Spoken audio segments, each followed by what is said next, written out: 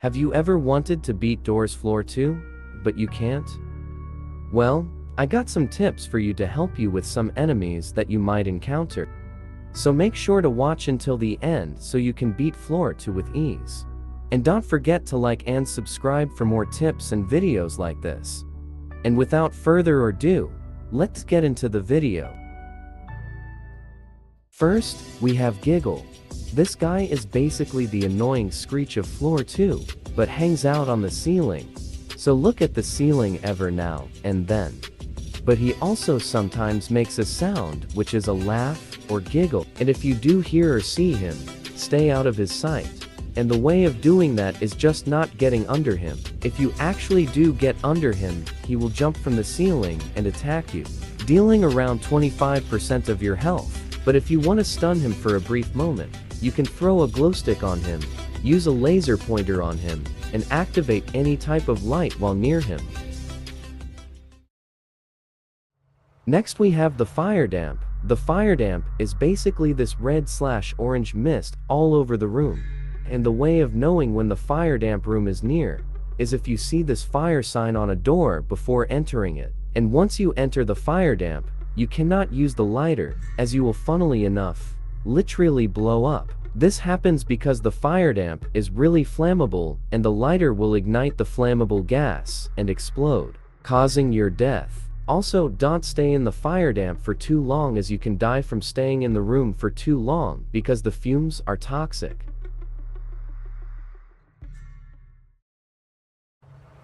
Next we have the Gloombats. The Gloombats are basically these little creatures that fly, and they are really simple to avoid. Just don't turn on any light while near them, and don't step on their eggs, as they don't like light and you will take 10 damage per hit.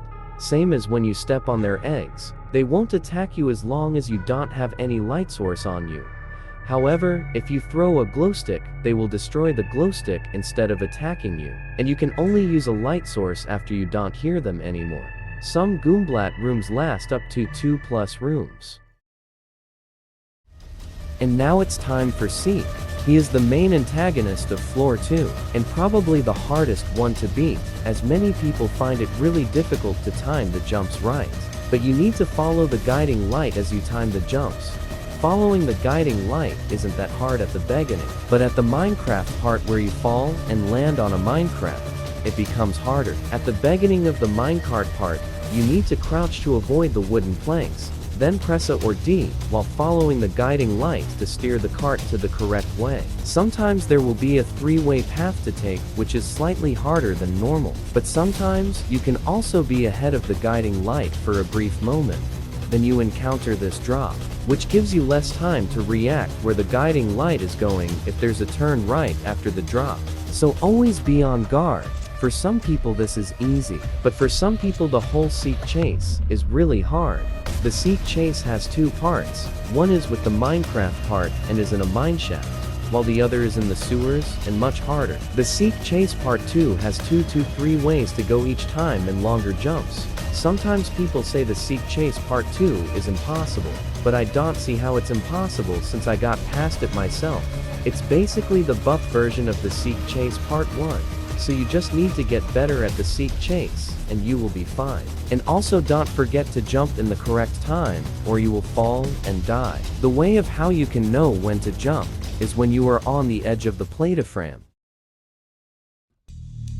It's time for the infamous door 150, the most time-consuming and difficult for some people with the grumbles. This room is an absolute hell to go through if you are not that good at knowing where sound comes from, as you need to listen to the beeps to know where each station is. The first station is behind the instructions machine. The rest is randomly scattered around the map, in various locations. Another way of knowing where the stations are is where the satellite points at. The grumbles are a bit faster than you, so you can outrun them for around 10 seconds. They can't fit in small rooms, and you need to get hit by them twice for you to die, as they deal 50 damage. You will have to go back to the spawn every time you complete a station, which is annoying and difficult at the same time. That's why you need to remember the whole path you took, so you know the way back. Screech can still spawn in these rooms, and you can lead the grumbles to your location if you open a door, locker, and more, and 3 to 4 grumbles max can spawn. There are 2 floors to the nest, and I will be showing you the map of the nest right now.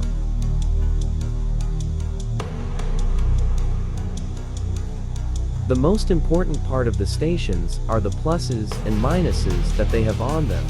The plus means that everything you select adds to the amount that's shown on the station. The minus takes away the number that you selected by the amount that's shown on the station. The last station is broken and has a plus or minus addition. However, they are switched because the station is broken. You also can't see the numbers that you type, which makes it really difficult to get this one station. There's no other tips besides you needing to do some good calculations.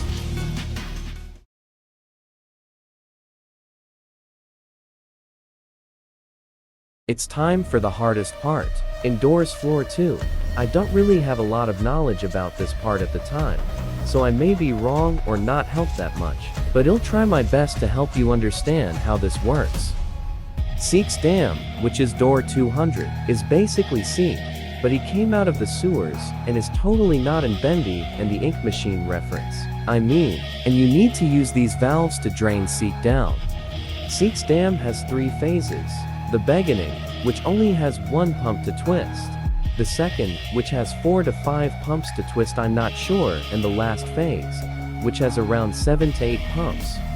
There's also these hands that will spawn to knock you down into the goo. The goo deals 5 damage per tick too. At the second phase the hands speed up their pace, and are much faster. Also, this little goo guy spawns. At the third phase this snake spawns and jumps to your location. He jumps to the place where this red highlight is, so watch out for the red highlight. He can't go on the ground, so you are safe when you are standing where the pumps are. The easiest way to avoid all of these minions of Seek is to keep running and not standing in place at all, as that can get you killed.